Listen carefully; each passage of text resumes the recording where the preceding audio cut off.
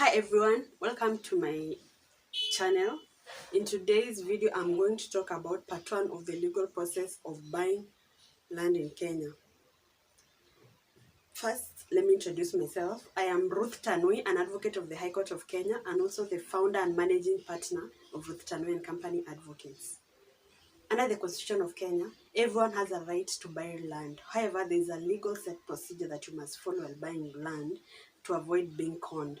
I know you have heard that a lot of stories of people being conned, and also statistics show 8 out of 10 Kenyans buying land get conned.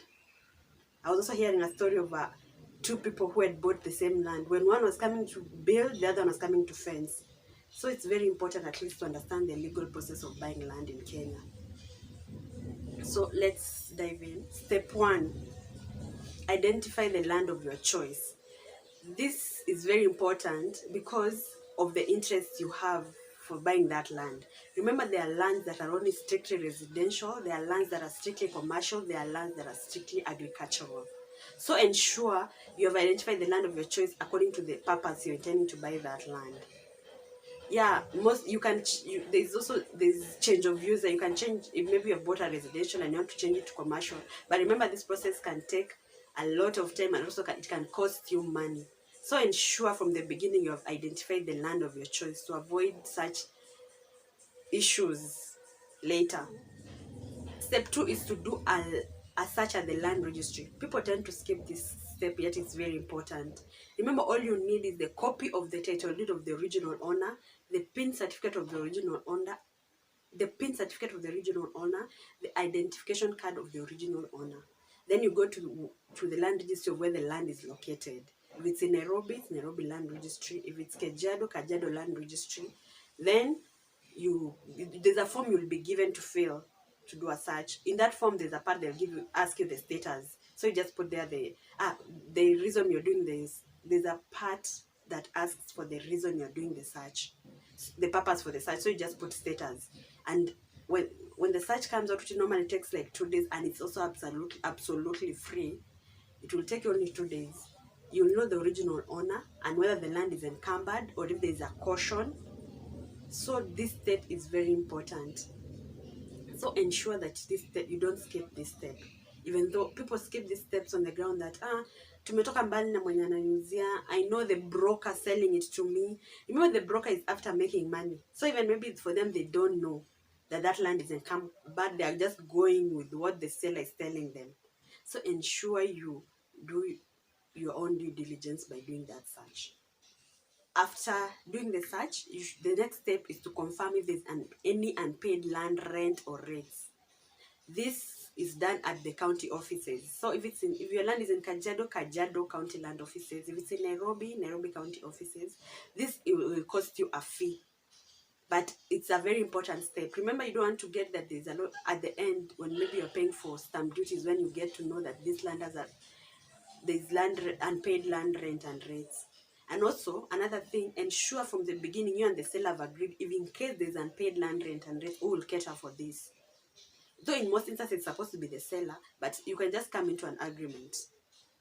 The fourth step after confirming if any unpaid land rent or rates is to get the land map.